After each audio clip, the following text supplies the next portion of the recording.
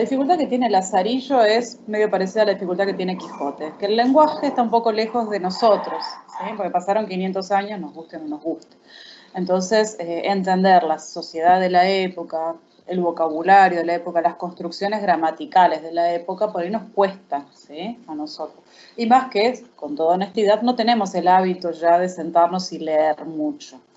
Ayer estaba leyendo con los chicos de primero un cuento policial, el de Sherlock Holmes, que tiene hace 5 o 6 páginas, y un nene me dice, yo ya lo leí, ¿y te gustó? Era largo, profe, son 5 páginas. Pero bueno, el hecho es que no tenemos el hábito de sentarnos y leer 5 páginas corridas. Entonces, vamos a charlar un ratito sobre una introducción, ¿sí? Les voy a contar un poquito sobre la novela picaresca. Lazarillo es anterior históricamente, cronológicamente a Quijote, desde 1554 Lazarillo, y tiene algunas particularidades esta obra. Por ejemplo, que no se sabe quién es el autor, pero no se sabe quién es el autor en una época donde los autores ya firman sus obras, porque que no sepamos quién es el autor del Cantar de Mio Cid, que es una obra medieval, no sé si se acuerdan de cuando vimos Historia del Arte, que decíamos que en la Edad Media los artistas no firmaban sus obras porque consideraban que era una especie de ofrenda a Dios, ¿no? El artista era casi como que colectivo, ¿no? Entre todos hacemos una catedral. El artista, el juglar, por ejemplo, que creó el Cantar de Mio Cid, era un juglar culto, pero probablemente, como tiene tradición oral, era de un arte callejero.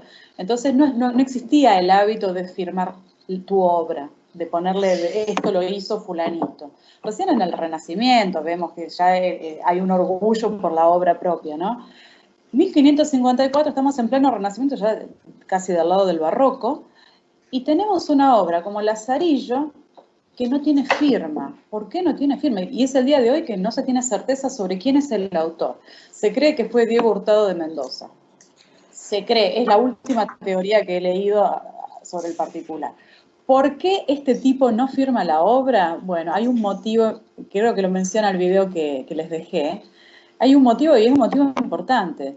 Esta obra, La vida del Lazarillo de Tormes, estuvo prohibida por la Santa Inquisición durante bastante tiempo. Estaba en el índice de los libros prohibidos. Entonces, si el autor revelaba su verdadera identidad, era probable que terminara en la hoguera. Era un buen motivo para no firmar la obra, ¿no? ¿Y por qué? ¿Qué tiene de tan pecaminoso Lazarillo de Tormes? ¿Que acaso es una exhibición, dice malas palabras? No. ¿Acaso contiene hechicerías? No. ¿Sexo explícito? No, para nada, nada de todo eso. Pero sí tiene una crítica muy ácida a la Iglesia y a la sociedad de la época.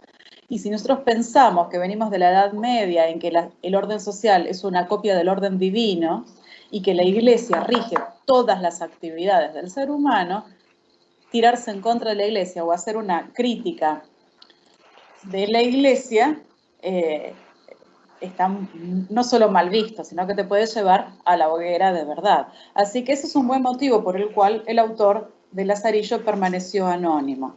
Se publicó la obra en varias ciudades con poco tiempo de diferencia. Se logra percibir algunas diferencias entre una edición y la otra, pero no son en un plazo de 5 años o menos, inclusive hay 2 o 3 ediciones que se han conservado hasta ahora de Lazarillo. Bueno, ¿y de qué trata Lazarillo? Bueno, es... cuando uno logra entender la trama y el vocabulario y las estructuras gramaticales y las metáforas que usa, los chistes que hace, es una obra muy interesante y muy graciosa inclusive, y les voy a explicar por qué. El subgénero, o sea, bueno, el género narrativo, pero el subgénero es novela picaresca. ¿Sí? Es un subgénero que se pone de moda en esta época. ¿Y cuáles son las... A partir del archivo voy a compartir la pantalla, ¿sí? Para que ustedes puedan ver. He traducido al francés, al inglés, al holandés, al alemán, al italiano, ¿sí?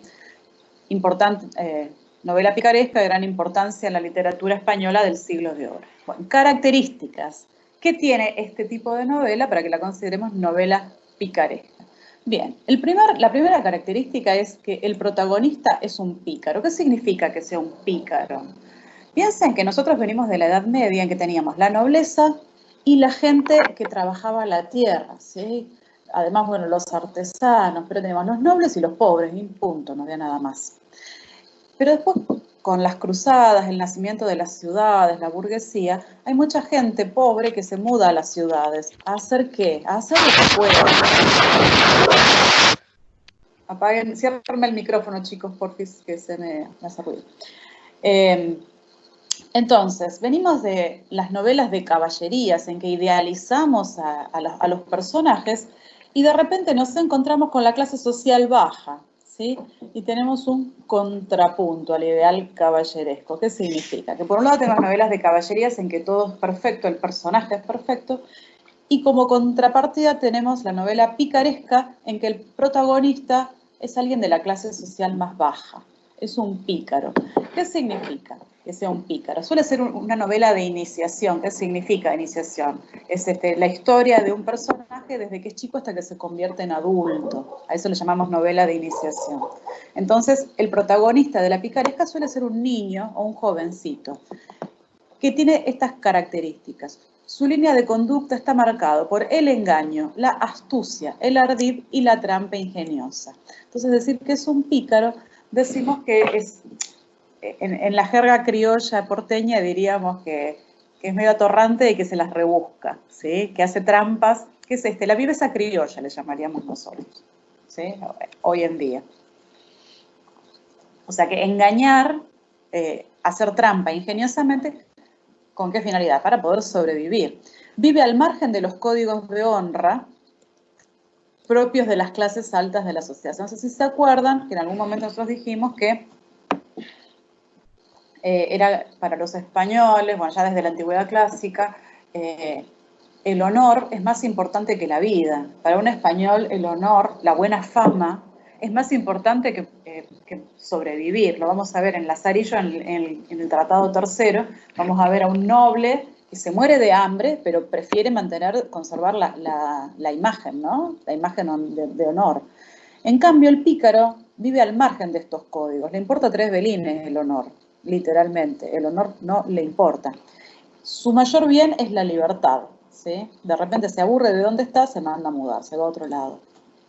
Una libertad condicionada por su ascendencia, de quién es hijo, ¿no? O sea, la historia pasada, su propio pasado lo condena, ¿sí? O sea, es libre pero hasta cierto punto. Una libertad condicionada por su ascendencia, sus ascendientes, sus antepasados, ¿no? Que el protagonista relata al lector para que comprenda su norma de vida, para que comprenda con qué códigos se maneja, que su norma de vida está condicionada o determinada por quién él es, por sus antepasados, ¿sí? Está condicionado por su nivel social. Es pobre, nació pobre, sus padres normalmente son gente que ya hacía trampa para sobrevivir, y entonces él te cuenta su historia para justificarse un poco de por qué él es como es, ¿sí? Tírenme alguna señal de vida, ¿se va entendiendo? Sí, profe. Sí, bueno, genial. Sí, profe. Bueno, segunda característica, carácter autobiográfico. No significa que el autor haya vivido esto, sino que cuenta en primera persona, ¿sí? ¿Y cómo lo cuenta? Cuenta sus propias aventuras, empezando por su genealogía. O sea, cuenta esto que hemos nombrado recién, de los condicionamientos sociales, ¿sí? De que está condicionado por su pasado. Bueno, por eso empieza contándote su pasado, su genealogía. ¿Saben lo que es la genealogía, no? El árbol genealógico. Te lo cuenta para que vos entiendas, ¿sí? Es lo más antagónico a la historia del caballero. No sé si se acuerdan cuando hablábamos de Quijote y las novelas de caballerías, que el caballero andante solía ser hijo de reyes, solía ser noble. Entonces también las novelas de caballerías cuentan, ¿sí? La genealogía para demostrar cuán alto es el héroe, ¿no? Bueno, en este caso hace lo mismo, pero para demostrar lo contrario. Es lo más antagónico a la estirpe del caballero, ¿sí? Lo más antagónico a las caballerías. La forma autobiográfica estará en función de la orientación de, y esto es importante, crítica social. Por eso les decía que el libro estuvo prohibido, ¿no? Que ejercerá la novela picaresca, al proyectar el autor su personalidad sobre un personaje ficticio. ¿No llegó? Esto le permite exponer con mayor libertad sus propias ideas. O sea, el que escribió esta obra, en caso de que haya sido Diego Hurtado de Mendoza, no era alguien de clase social baja, era alguien educado, ¿sí? Era alguien formado, pero no podía contarlo como una... O sea, trata de evadir un poco este asunto de la Inquisición, no, o sea, poniéndolo en primera persona, o sea, no puede contarlo desde la clase social alta, lo cuenta como si él fuera de la clase social baja. Dicho sea de paso, hay una serie en Netflix que se llama... Ay, no me sale ahora, ya me voy a acordar. Es una serie española que trata, es algo de la historia. Es una serie de ficción en la que el Ministerio del Tiempo ha estado. El Ministerio del Tiempo. Hay un ministerio del gobierno en España que viaja al pasado para ordenar la historia. Y hay uno de los episodios que viajan al siglo XVI y conocen a Lázaro de Tormes, a Lazarillo, el personaje del Lazarillo. Es interesante.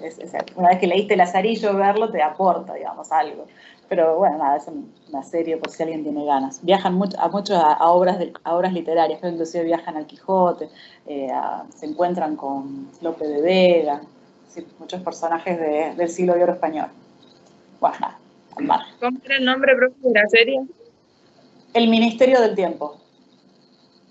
Yo vi 2 episodios nomás.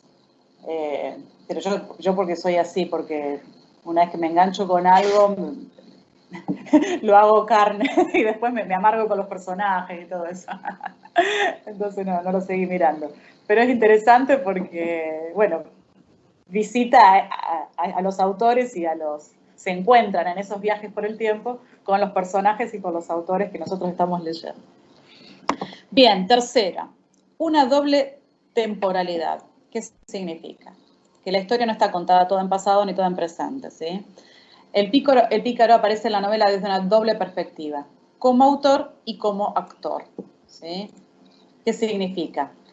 Cuando él te cuenta como autor, te cuenta en presente, ¿sí? Desde el presente mira hacia el pasado.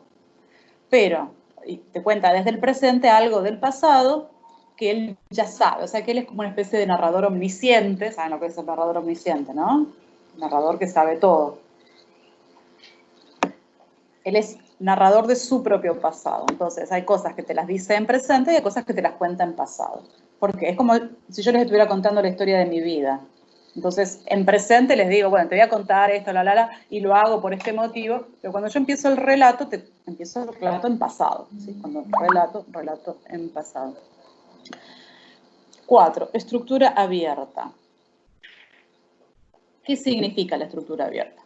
Significa que él nos cuenta diferentes aventuras, ¿sí? Y estas aventuras lo único que tienen en común es el personaje, el protagonista.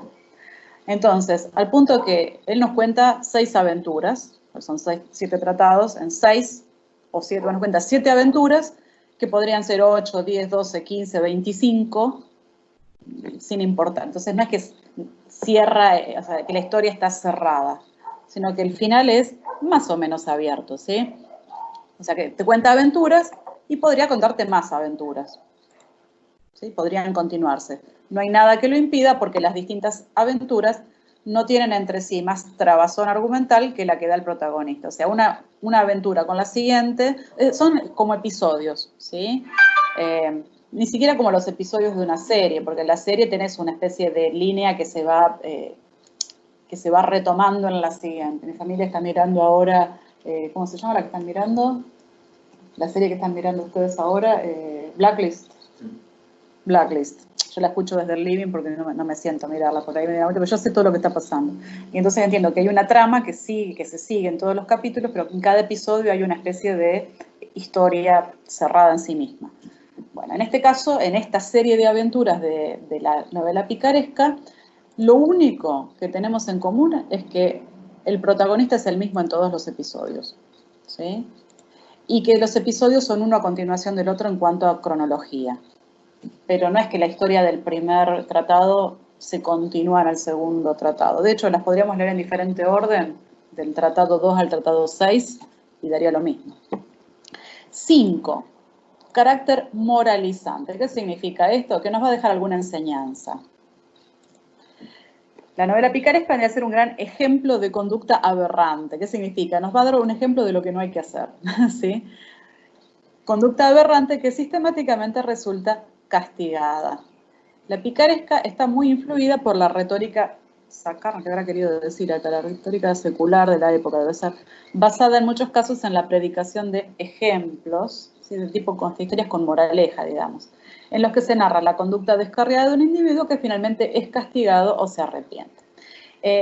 Esto es hasta cierto punto así, porque recordemos que el personaje está fuera de los códigos, al margen de los códigos, como dijimos en el primer punto. Entonces, más o menos es castigado. Hay una especie de presunto castigo, pero la verdad es que el final queda abierto y no sabemos si lo castigan o no lo castigan. Punto 6. Carácter satírico. ¿Qué significa? ¿Qué es una sátira? ¿Alguien sabe lo que es una sátira? Y disculpen que vaya rápido, pero... ¿Como una comedia? Tibio. Es como la relación entre Quijote y las novelas de caballerías, a ver si lo deducen. Una parodia. Parodia, eso. Sí.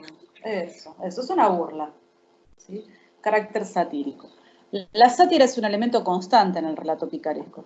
El protagonista deambulará por las distintas capas sociales, y acá les anticipo esto, él trabaja, Lázaro, que es el personaje, trabaja para distintos amos, trabaja como sirviente, ¿sí? Y estos amos pertenecen a diferentes clases sociales. Algunos son de clase baja, otros de clase alta, otros de clase... No existe mucho la clase media todavía, está formándose. Y entonces aprovecha este deambular en las distintas capas sociales para criticar, ¿sí? Entonces, el protagonista deambulará por las distintas capas sociales a cuyo servicio se pondrá como criado, lo que le permitirá conocer los acontecimientos más íntimos de sus dueños. Todo ello será narrado por el pícaro con actitud crítica, ¿sí? Acá le volvemos a la crítica social. Sus males son, al mismo tiempo, los males de una sociedad. Esto es lo que critican, ¿no? En la que imperia la ¿sí? La sociedad. Bien, entonces, una de las cosas, y que acá no lo menciona, que yo lo agregaría, una de las cosas que él critica mucho, mucho, mucho, y que eso hace que esté en el índice de los libros prohibidos, es la hipocresía de la sociedad. ¿Sí? Sobre todo esto, la hipocresía de la sociedad. Por eso la Iglesia reacciona en contra de este libro, de esta obra, porque denuncia la hipocresía, sobre todo la hipocresía de los clérigos, ¿sí? de los religiosos. Porque de todos los amos que tiene Lázaro, menciona, ponerle 6 o 7 amos diferentes, o sea, 6 o 7 personas para las que él trabaja. De esos 6 o 7, 5 son miembros de la Iglesia. Miembros de la Iglesia en el sentido trabajan para la Iglesia católica, o son clérigos, o son vendedores de bulas, o son frailes, ¿sí? O sea, yo no sé si ustedes tienen una idea de cómo era la sociedad de la Edad Media, en España, por ejemplo, que era una especie de pirámide social, de la nobleza, y dentro de la Iglesia hay también una especie de orden de nobleza, ¿sí? La gente que entraba al servicio de la Iglesia católica también tenía un cierto escalafón social, o diferentes trabajos dentro de la Iglesia. Bueno, de los amos de Lázaro hay una gran mayoría que son eclesiásticos, y esos son los más hipócritas. No sé si saben lo que significa la palabra hipocresía. Significa predicar una cosa pero hacer todo lo contrario. ¿Sí? Y bueno, se entiende que la gente que trabaja para la Iglesia no debiera hacer eso. Que de hecho yo me imagino que nunca más en la historia de la humanidad pasó eso, ¿no? Hoy en día no sabemos qué son los hipócritas. Bueno, hipócrita es el que predica algo y hace lo contrario. Entonces bueno, esto no es exclusivo de la gente que trabaja para una iglesia, ¿no? Esto nos atañe a todos. Cualquiera puede ser un hipócrita. Decir una cosa y hacer otra. Los políticos son grandes hipócritas también. Predicar algo, prometer algo y después hacer otra cosa. Bueno, todos tenemos la posibilidad de ser hipócritas. Los medios masivos de comunicación, las redes sociales, son una gran galería de hipocresía, ¿no? Porque nosotros en las redes mostramos lo que queremos que piensen de nosotros. No nos ponemos nosotros la foto del mismo modo. Cuando yo doy clases, ustedes ven, me ven maquillada y peinada, pero no ven que estoy en pantuflas y pijama debajo de la mesa. Entonces, esa forma de mostrar un doble discurso, a eso le llamamos de algún modo hipocresía. ¿Sí? Nuestra sociedad es una sociedad, sigue siendo. Yo creo que la sociedad humana tiene este rasgo de la hipocresía, de mostrar lo que uno quiere que piensan de uno, pero en realidad uno por ahí es otra cosa. Se puede ser mejor intencionado o peor intencionado, pero bueno, esta obra en particular critica ese aspecto de la sociedad de su época, de la sociedad del siglo XVI. Leemos un parrafito más como para entrar en tema y pasamos a otra cosa. Dice, la forma autobiográfica, ya lo habíamos mencionado, rasgo común de todas las novelas picarescas, es la primera nota que caracteriza el relato de ficción del Lazarillo. Lázaro nos relata la historia de su vida. Nace en Salamanca, cerca del río Tormes, por eso su apellido es, ¿no? Lázaro de Tormes, en el seno de una familia pobre, y desde niño se ve obligado a servir a varios amos. Un ciego en el tratado primero, un clérigo, un cura, en el tratado segundo, un noble en el tratado tercero, un fraile en el cuarto, un buldero en el quinto. Un buldero es el que, bueno, fraile es otro tipo de cura. Un buldero es uno que vende bulas. Las bulas son documentos papales. La verdad que el tratado quinto no tiene desperdicio, pero bueno, no tenemos tiempo de leer todo. Y en el último tratado, en el séptimo, trabaja como pregonero, que ya vamos a ver si lo vamos a leer. Lázaro terminará independizándose, esto es una mentira, nunca es completamente independiente, y ya hombre casado, disfruta de una situación que él considera próspera, que él considera que está bien. En este relato autobiográfico aparecen dos categorías temporales, un ahora, porque narra desde el presente, que se explica su presente a través de un antes, cuenta su pasado para explicar su presente. Bueno, vamos a tratar de leer juntos. De última, lo tienen acá. Bien, les había prometido que íbamos a introducirnos con un textito que yo escribí el año pasado. Y después vamos a terminar de entender bien por qué este título, El arte de remar. ¿Conocen esa frase? ¿Usaron alguna vez la frase la estoy remando? ¿O la estamos remando? ¿O remando Profe, el dulce de leche? todos los el días. dulce de leche. Bien, bueno. Es mi frase de cuarentena. Chicos, esa frase viene de Lazarillo de Tormes, ¿sabían? Remarla. Sí. Ahora lo saben. En la introducción, en el prólogo del Lazarillo de Tormes, termina diciendo para que vean cómo remando se puede llegar a buen puerto. Remarla. Eso de remarla viene de acá. Así que bueno, se van a poder identificar con Lázaro entonces en la cuarentena. Bueno, les leo lo que yo escribí para la revista Conexión alguna vez, porque puede ser un buen resumen que creo que no spoilea nada. España, siglo XVI. La antigua sociedad feudal, organizada en rígidos estamentos sociales en los que la nobleza disfrutaba de múltiples beneficios, se desmorona. ¿Por qué se desmorona? Porque los nobles no trabajan, chicos. Nunca trabajaron. Y los pobres que trabajaban para ellos se están yendo a las ciudades, no trabajan más para ellos. Entonces, la nobleza queda empobrecida. Parece que ya no es posible vivir sin trabajar. Acá estoy, ¿no? El clero, la gente que realiza tareas eclesiásticas, se debate entre la corrupción y la hipocresía. Entre tanto, los pobres se acercan a las ciudades y sobreviven como pueden. Es lo que hablábamos.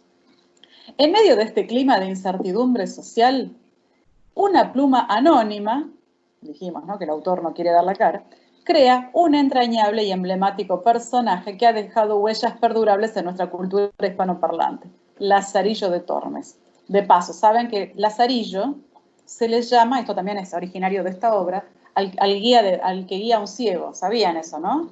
El perro Lazarillo, ¿nunca escucharon eso? Sí. Bueno, viene de acá, chicos, viene de esta obra también. ¿Sí? El Lazarillo es el guía del ciego y está tomado de acá, del nombre del personaje, Lazarillo. Lázaro es fundamentalmente un pícaro. Abandonado a su suerte desde niño, llega muy pronto a la conclusión de que, y esto aparece en el primer tratado, me cumple avivar el ojo y avisar, pues solo soy, y pensar cómo me sepa valer.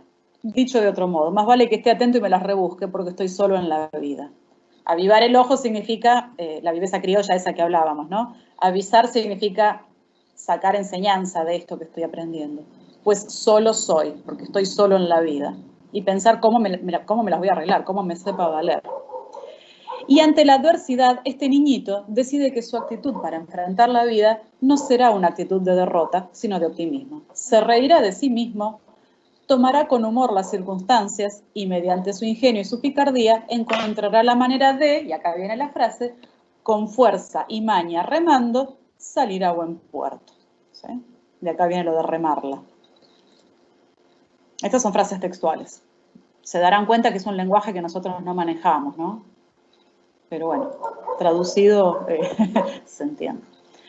A medida que transcurre la vida, Lázaro pasará de amo en amo, el primero y más célebre, un ciego muy mezquino, que le brinda la educación, entre comillas, básica, acerca de cómo guiar a un no vidente. De allí nuestra lengua establece para esta función el nombre de Lazarillo, lo que les decía recién. Algunos de estos amos son apenas menos pobres que nuestro antihéroe. Otros, tan egoístas, que Lázaro temía morir por el hambre y el maltrato. Ese es el tratado segundo que no vamos a leer. Clérigos, nobles venidos a menos, artesanos, alguaciles. La lista podría haber sido muy larga. Esto que les decía, que podría haber tenido, o sea, la lista de aventuras podría seguir, ¿no? Indefinidamente.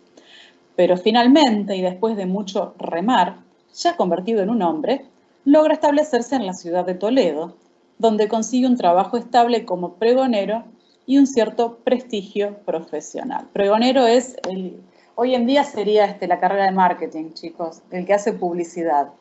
En aquella época la propaganda, la publicidad de un producto se hacía gritándolo en las calles, ¿sí? O saliendo con un cartel por las calles. Ese es el trabajo de Lázaro, hacerle propaganda a los vinos del abad de San Salvador, creo. Lázaro siente que alcanzó su objetivo, llegar a un buen puerto, ¿sí? Porque finalmente consigue un trabajo estable. Aunque los críticos literarios cuestionan ese presunto ascenso social, los invito a leer la obra y sacar sus propias conclusiones, nosotros le reconocemos a Lázaro muchos valores positivos. El optimismo ante la adversidad, la sabiduría innata para sobrevivir y para aprender de los consejos de sus amos y de la experiencia, la compasión hacia los menos afortunados, las ansias de superación, la capacidad para ver las oportunidades de crecimiento, la habilidad para conservar lo conseguido, la valentía para denunciar la corrupción y también la capacidad para reflexionar acerca de sus errores y pedir a Dios perdón por ellos.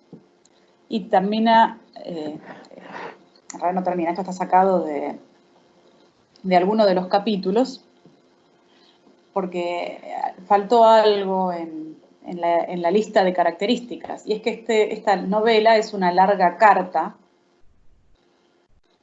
dirigida a alguien a quien nombra como vuestra merced. Este vuestra merced es un título que se le da a alguien que es socialmente superior.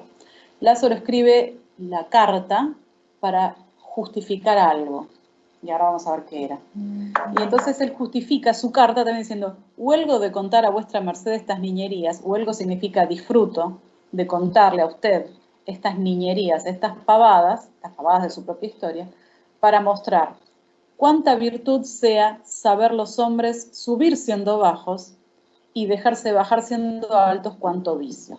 Bueno, fíjense, esto tiene que ver con la crítica social, ¿no? Se los traduzco un poco. Él escribe todas estas cosas, escribe toda su historia para demostrar ¿Cuánta virtud hay en remarla? ¿Sí? En remarla para llegar a buen puerto. Que es algo bueno, que es algo virtuoso, lucharla desde abajo, ¿sí? Siendo bajos. La gente que nació sin privilegios, digámoslo así. ¿Cuánta virtud hay en haber nacido sin privilegios y remarla, remarla, remarla, remarla para poder salir de ahí? Y en cambio, cuánto vicio, lo contrario de la virtud, ¿no? Cuánto vicio es haber nacido con privilegios y dejarse caer. ¿Se entiende? Cric, cric, cric, cric, cric, cric. ¿Se entiende la frase? Sí, profe. Sí, sí, se Bien, entiende. genial. Sí. Bueno, Al toque, entonces, les vamos a dedicar los próximos 9 minutos para la introducción de Lazarillo, porque es difícil leerla solo.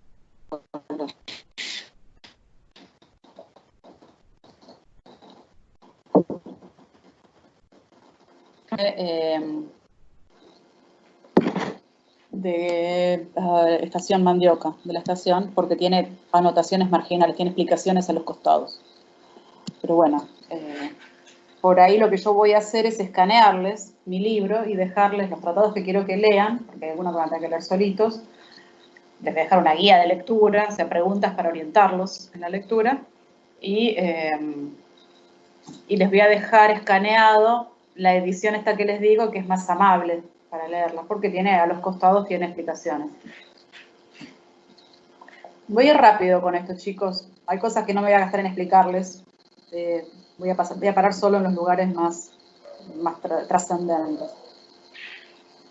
Este es el comienzo de la carta, ¿sí? El prólogo. Forma parte de la obra, no es como en otros libros que el prólogo lo escribe otro autor para alabar la obra, no, esto es parte del libro, ¿sí? Es la previa del primer capítulo. Son 7 tratados, les decía, que tenemos que decir 7 capítulos, y cada uno es una aventura. El prólogo es la introducción a las aventuras. Yo por bien tengo que cosas tan señaladas y por ventura nunca oídas ni vistas vengan a noticia de muchos y no se entierren en la sepultura del olvido. Bien, escribo para que esto no quede en el olvido, ¿de acuerdo? Pues podría ser que alguno que las lea halle algo que le agrade, porque puede ser que a alguien le guste. Y a los que no ahondaren tanto, los deleite, de última que los entretenga. Y a este propósito, dice Plinio que no hay libro, por malo que sea, que no tenga alguna cosa buena. Mayormente que los gustos no son todos uno. O sea, a alguien le va a gustar y a alguien no le va a gustar. Eso es lo que está diciendo. Por suerte, hay gente para todos los gustos, ¿no? Mayormente que los gustos no son todos unos, más que lo que uno no come, otro se pierde por ello. ¿Sí? No a todo el mundo le gustan las mismas cosas. Y así, bueno, salteo, chicos. Salteo porque no tiene mucho sentido que leamos. Mayormente, nada, él escribe que de última no le va a hacer mal a nadie, sin perjuicio. Y algo van a sacar de ella algún fruto. Porque si así no fuese, hoy, muy pocos escribirían, porque no se hace sin trabajo. Entonces, todo el mundo escribe porque a alguien le va a gustar. Y además quiere que si a alguien le gusta, si a alguien le gusta lo que escribió, le dé alguna recompensa, ¿no? Que el que escribe para ser recompensado. ¿Cuál es la recompensa que recibe el escritor? A veces dinero y otras veces con que vean sus obras, las lean y si hay de qué, se las alaben, ¿sí? Para que te digan, che, qué bien, para que te aplaudan. Bueno, voy a seguir. Y todo va de esta manera, sigo acá, ¿no? Que confesando yo no ser más santo que mis vecinos, Lázaro no se hace el buenito, no es hipócrita, o no a priori. De esta nonada, que en este grosero estilo escribo, de esta pavada que escribo en este estilo grosero, no significa mal educado.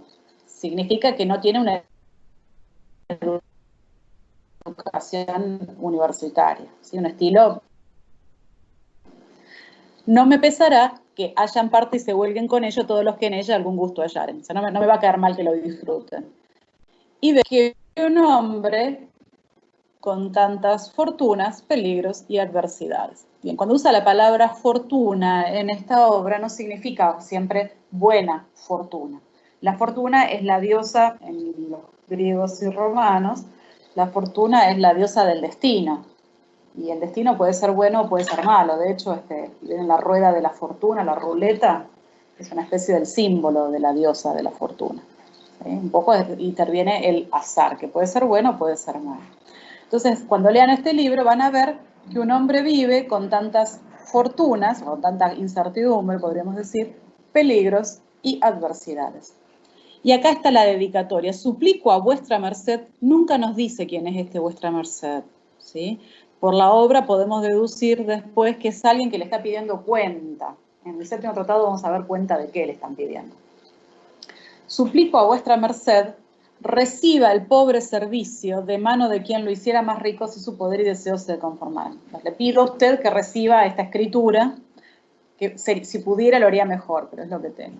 Y pues vuestra merced se le escriba y relate el caso por muy extenso. Bien, a esta persona, vuestra merced, le está pidiendo cuentas a Lázaro, ¿sí? Entonces quiere que le escriban toda la historia, ¿sí? Con detalles, por eso por extenso.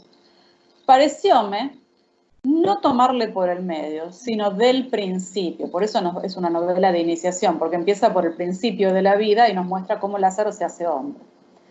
Porque se tenga entera noticia de mi persona, o sea, para que me conozcan bien. Y también, miren esta frase que es la que les decía recién. Porque consideren, los que heredaron nobles estados, cuán poco se les debe, pues fortuna fue con ellos parcial, y cuánto más hicieron los que siéndoles contraria, con fuerza y maña remando, salieron a buen puerto. Acá está lo de remarla.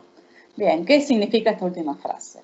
Significa que a través de lo que yo voy a escribir, quiero que vean que los nobles que heredaron, que nacieron con buena fortuna, se den cuenta que no hicieron nada para merecerlo, ¿sí? Por eso dice, cuán poco se les debe, ¿sí? Cuán poco se les debe. Ustedes no hicieron nada para nacer ricos, nacieron así.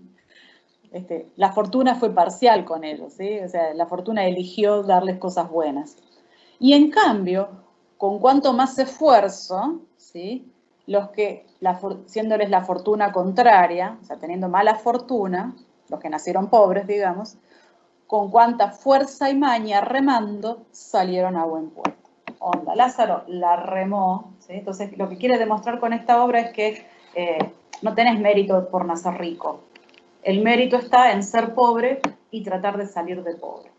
Ok, vamos al tratado primero. Vamos a tratar de avanzar un toquecito. Tiene siempre un título que nos resume, ¿no? Cuenta Lázaro su vida y cuyo hijo fue. Este tratado primero, chicos, hay que leerlo sí o sí porque si uno leyó el primer tratado puede decir leí Lazarillo, si no, no lo puede decir. Pues sepa vuestra merced ante todas cosas que a mí llaman Lázaro de Tormes, se presenta, ¿no? Hijo de Tomé González y Antonia Pérez, naturales de Tejares, aldea de Salamanca. De paso, Salamanca es una ciudad que tiene, no sé si se acuerdan, lo vimos en Historia de la Lengua, tiene universidad, una de las universidades más antiguas de España. Mi nacimiento fue dentro del río Tormes, por la cual causa tomé el sobrenombre, el apellido, ¿sí? Se llama Lázaro de Tormes porque nació en el río Tormes. Y fue de esta manera. Mi padre, que Dios perdone, tenía cargo de proveer una molienda de una aceña. Una aceña es un molino de esos de agua, ¿vieron esos que tiene una rueda que el río mueve? Esa rueda, el agua la mueve y adentro del edificio hay una piedra de moler, ¿sí? Los molinos antiguamente se movían o con un caballo, un buey que daba vueltas, un burro que daba vueltas, o con la fuerza del viento, de ahí los molinos de viento de Quijote, o con la fuerza del agua, ¿sí? Lázaro, el padre de Lázaro trabaja en un molino de este tipo, ¿sí? Alimentándolo, o sea, el que pone el grano en la piedra de moler, pero bueno, la fuerza la hace el río.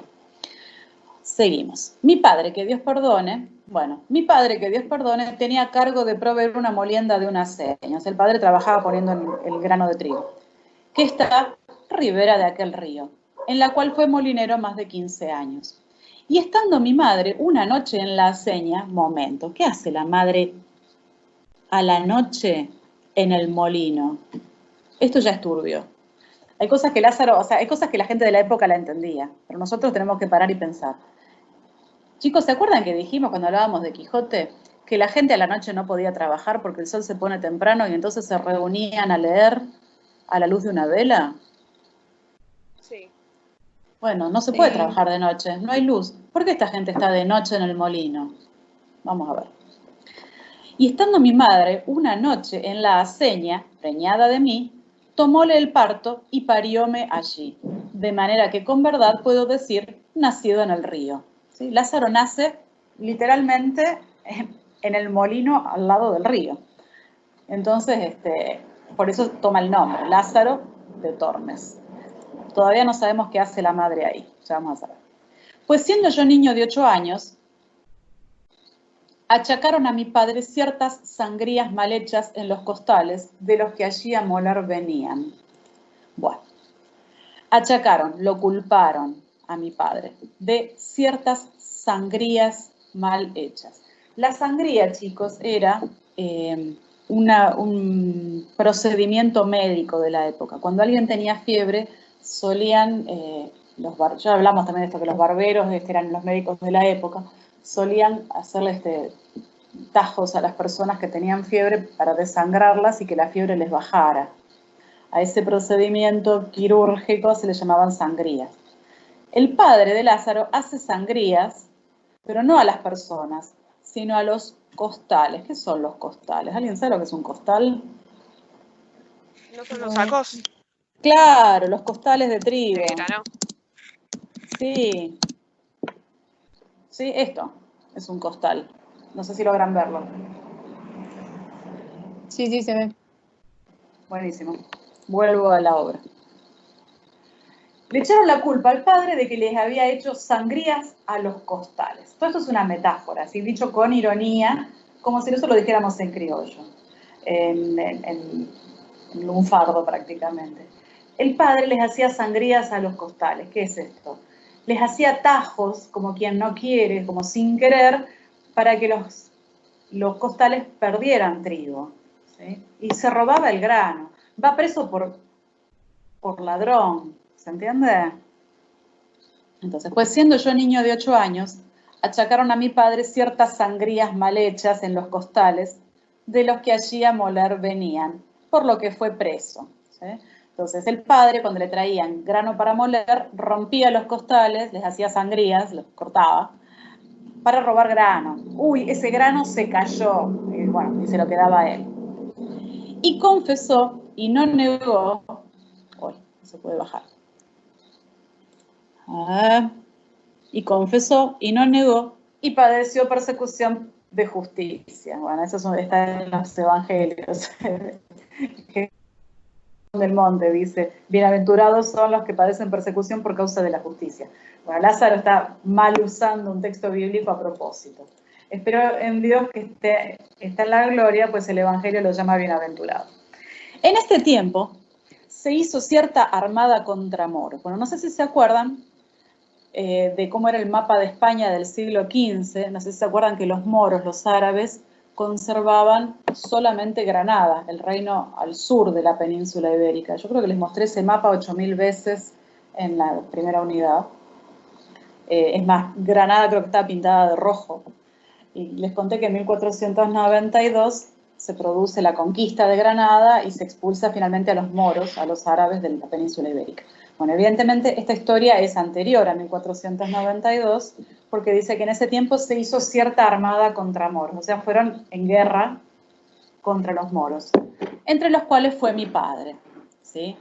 Que a la sazón estaba desterrado por el desastre ya dicho.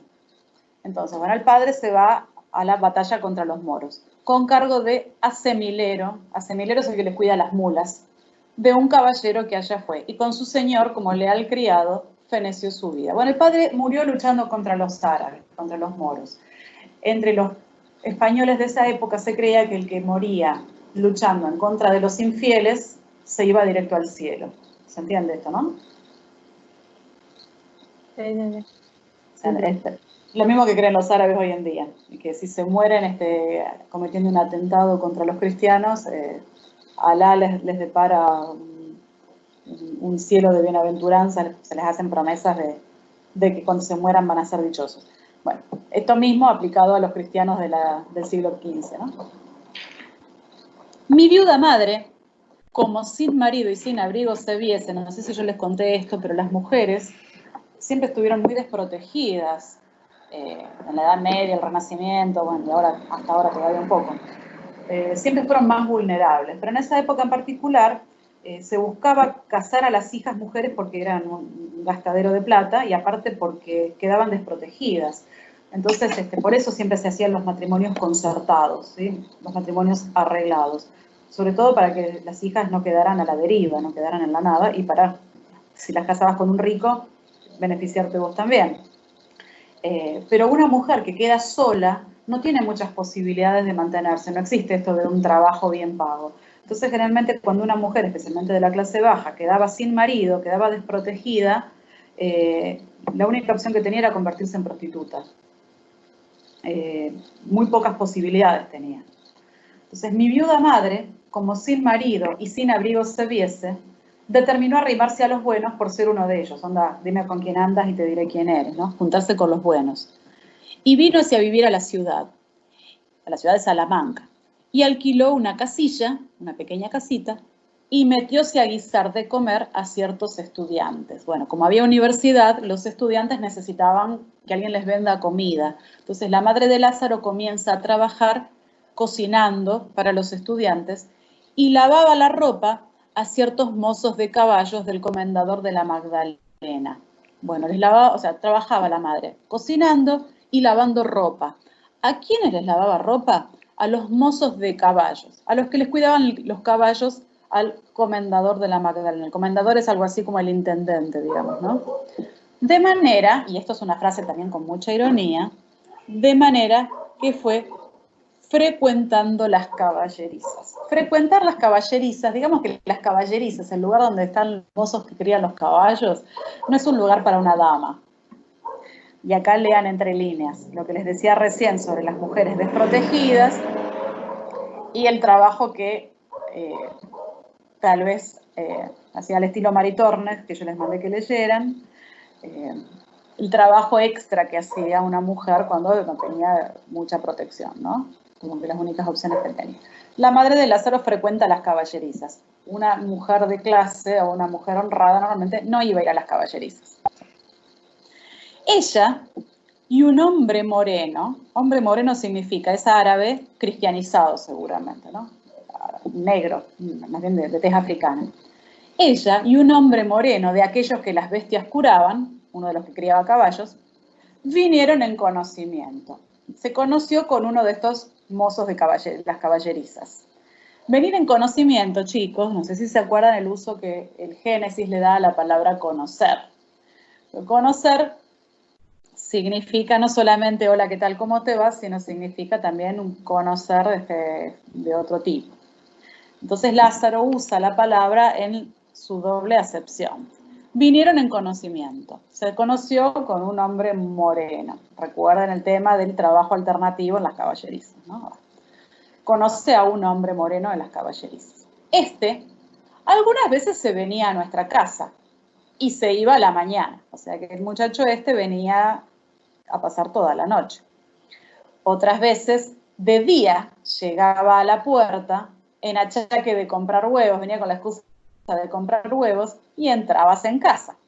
Yo al principio de su entrada pesábame con él y habíale miedo, viendo el color y mal gesto que tenía. Claro, Lázaro lo veía negro y lo veía rudo, digamos, no era un hombre de buenos modales, y al principio Lázaro le tenía miedo. Más de que vi que con su venida mejoraba el comer, porque cuando venía el tipo pagaba, fuile queriendo bien, porque siempre traía pan, pedazos de carne y en el invierno leños a que nos calentábamos.